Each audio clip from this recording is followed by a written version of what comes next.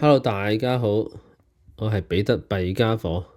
今日咧想同大家講下一個經典嘅遊戲，叫做大富翁，唔係大富翁。咁咧，我諗好多人咧都玩過噶啦。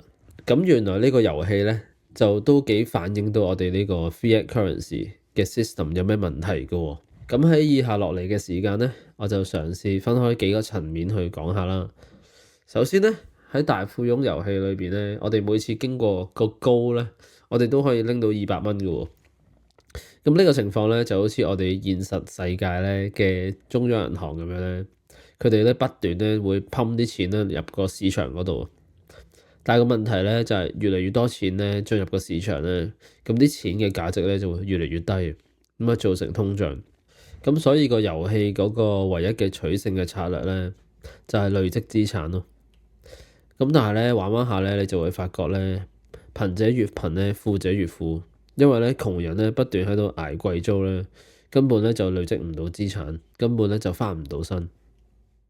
跟住想講嘅咧，就係大家有冇試過咧玩到一個位咧，個銀行咧冇晒錢喎，咁點做咧？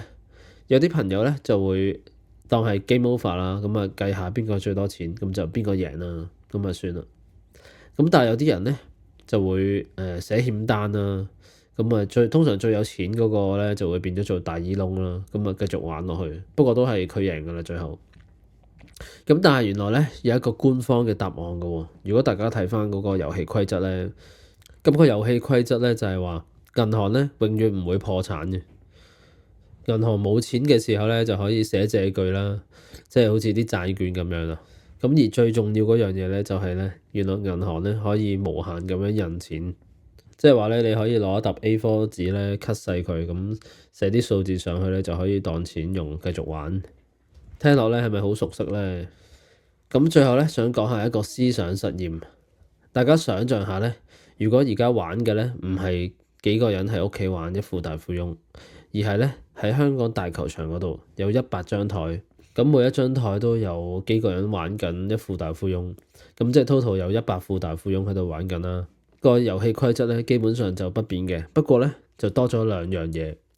第一咧就係咧，除咗可以買自己嗰張台嘅版圖之外咧，仲可以去其他台嗰度咧買其他台嘅土地。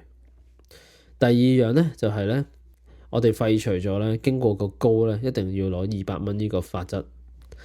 咁攞幾多咧就係自己嗰台人自己決定。OK，咁個遊戲發展咧究竟會係點樣嘅咧？咁喺呢個位咧，我就建議大家咧 pause 咗呢個 video 佢。咁就俾自己1分鐘時間去諗一諗。不過咧，我諗大部分人都唔會噶啦。咁咧，我就繼續講啦。咁有啲玩家咧就好老實，咁繼續玩翻200蚊啦，玩開噶嘛。咁但係咧，有啲玩家咧就會試下玩300蚊啊、400蚊或者以上咁樣。咁個結果咧就係咧，玩200蚊嗰啲玩家咧，佢哋張台上面嘅土地咧，好快咧就會俾玩300蚊、玩400蚊嗰啲玩家咧買晒。咁個貧富懸殊咧就會越拉越大啊！即係嗰啲資產咧越嚟越集中喺嗰啲好多錢嘅玩家手上。咁玩200蚊嗰班咧就好快全部破產 game over 離場。咁剩翻嗰啲玩家會做乜嘢咧？就係不斷咧叫銀行咧派多啲錢，300蚊、400蚊、500蚊、600蚊、700蚊以上，越多越好。咁好快咧，就銀行就會冇晒錢咯。咁但係唔緊要，之前講過官方嘅遊戲規則咧，就係話可以印錢啊嘛，不斷。咁所以個遊戲咧就變咗咧，邊一台越印得多錢咧，個贏面咧就越大。咁如是者咧，啲地咧就變得越嚟越貴，連本身咧可能最平嘅天水圍啊、長洲嗰啲地咧都變到超級貴。咁當個泡沫膨脹到一個地步嘅時候咧，咁啲錢咧就貶值得太快。咁開始咧就冇人咧願意咧收錢去賣地，咁就形成咗一個惡性通脹，所有錢咧個價值最終咧歸零。OK，咁個故事咧就講完啦。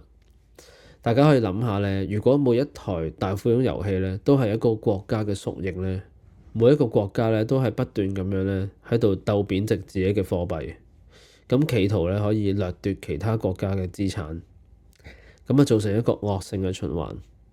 受害嘅咧就係我哋辛苦儲蓄嘅小市民。咁今日嘅總結咧就係大富翁呢個遊戲咧係反映咗我哋現實世界嘅經濟有好多問題，法定貨幣咧不斷咁樣增發啦、貶值啦、通脹、財富集中、貧富懸殊不斷拉闊。咁而比特幣嘅出現咧就係幫助我哋解決呢啲問題，唔再俾銀行同政府控制我哋嘅財富，唔再怕俾通脹蠶食我哋嘅購買力。其實人生咧都係一場遊戲。我哋一出世咧就要被逼咧去玩呢個大富翁遊戲，但係而家咧中本聰就俾多咗一個選擇我哋，其實我哋係可以反台唔玩，而個決定權就掌握喺我哋自己手上。OK，咁今日分享係咁多，希望大家可以幫手 subscribe 個 channel，歡迎留言理性討論，下次見，拜拜。